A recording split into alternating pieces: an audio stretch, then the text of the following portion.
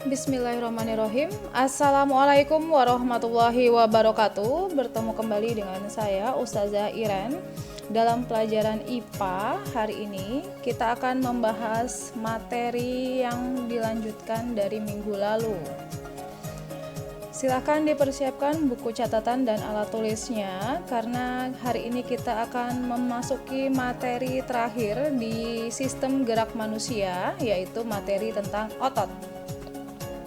Tujuan pembelajaran kali ini adalah mempelajari fungsi otot, mempelajari jenis otot, mempelajari kerja otot antagonis, dan mempelajari gangguan pada otot. Otot. Otot adalah alat gerak aktif. Tulang tak mampu bergerak jika tidak ada otot. Benar sekali.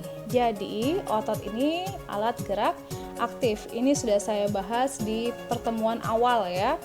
Alat gerak aktif dan alat gerak pasif. Jenis-jenis otot. Saya sudah menyediakan gambar. Di sini ada otot polos, ada otot lurik atau rangka, ada otot jantung. Bisa kalian perhatikan masing-masing gambar, semuanya berbeda ya. Dari otot polos itu kecil-kecil dan di sini ada ciri-ciri dari masing-masing otot. Yang pertama adalah otot polos. Letaknya, kemudian bentuknya, jumlah inti, letak inti, cara kerja, kemampuan kontraksi, warna, semua sudah tertulis perbedaannya dalam tabel ini. Jadi bisa kalian catat dan kalian hafalkan apa beda dari otot polos, otot lurik, dan otot jantung. Untuk letak inti, otot polos itu ada di tengah, otot lurik ada di tepi, dan otot jantung ada di tengah. Kemudian letak-letaknya di situ juga sudah ada. Otot polos itu letaknya ada di lambung, uterus, kantong urin, pembuluh darah, dan rahim. Sedangkan otot lurik melekat pada rangka, dan otot jantung ada pada dinding jantung. Selanjutnya otot polos.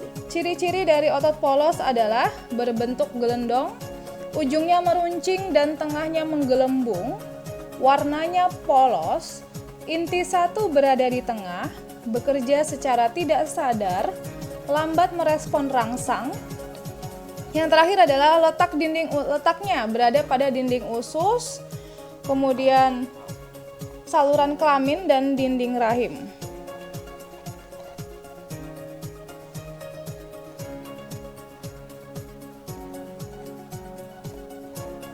Selanjutnya adalah otot lurik.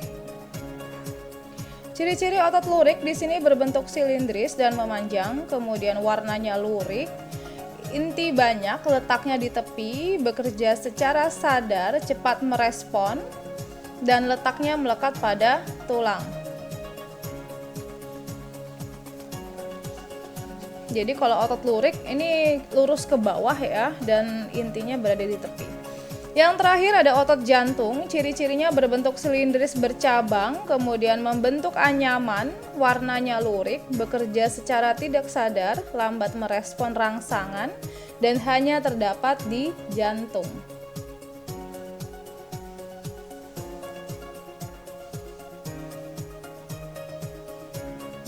Ya, itu tadi ciri-ciri masing-masing otot dari otot polos, otot lurik, dan otot jantung. Tolong dicatat karena ini yang saya presentasikan hanya yang penting-pentingnya saja. Nah, di sini cara kerja otot antagonis ya. Jadi yang mana otot bisep, yang mana otot trisep. Jadi kalau kalian menggerakkan tangan kalian ke atas atau di kepal membentuk ini ya, segitiga. Itu yang bagian atasnya itu adalah bisep, kemudian bagian bawah ototnya itu adalah trisep. Itu kalau kontraksi. Sedangkan kalau yang berelaksasi itu tangannya lurus. Jadi kalau yang di atas bisepnya kempes, maka trisepnya yang menggelembung. Kontraksi dan relaksasi, ya barusan yang saya bahas tadi ya, tapi mungkin kalian belum terlalu paham. Di sini ada kontraksi. Nah, Ada olahragawan yang mengangkat beban, dia ketika tangannya ke atas itu kontraksi, ototnya mengeras dan memendek. Sedangkan kalau relaksasi ketika tangannya turun, ototnya memanjang dan mengendur. Jadi bedanya kontraksi dan relaksasi. Relaksasi tangan turun, kalau kontraksi tangannya ke atas.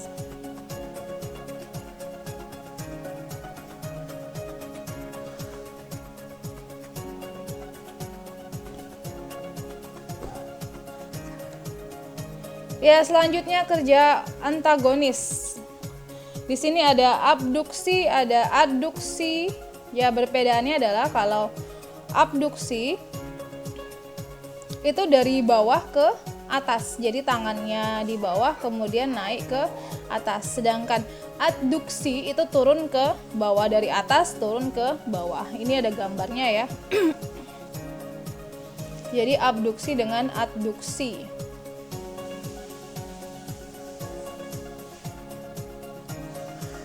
Abduksi itu dari bawah ke atas, sedangkan adduksi dari atas ke bawah.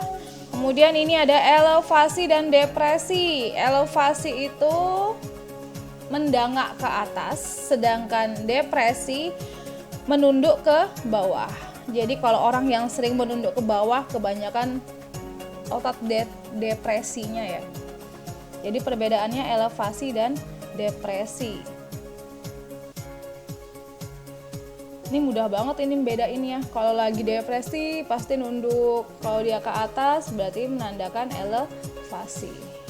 Pronasi dan supinasi. Nah, kalau pronasi itu yang paling atas, tangannya menelungkup. Tangannya menelungkup. Kemudian kalau supinasi itu kebalikannya. Jadi tangannya membuka ke atas. Jadi pronasi dan supinasi. Jadi ada abduksi, adduksi, kemudian ada elevasi dan depresi, dan yang ketiga ada pronasi dan supinasi.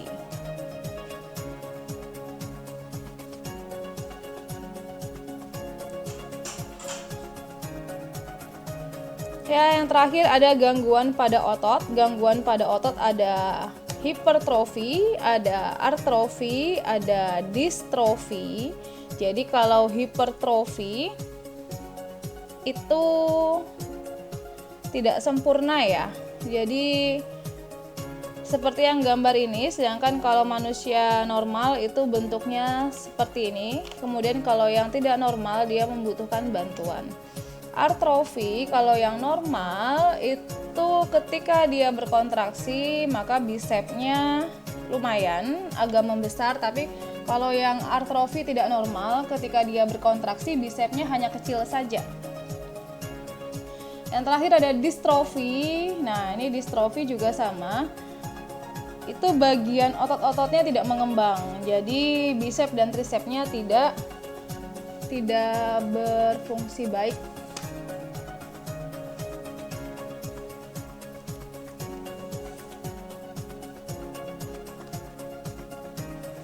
Oke, demikianlah pembelajaran tentang otot hari ini. Mohon dicatat bagi yang penting, tapi saya pikir semuanya penting ya, jadi segera dicatat.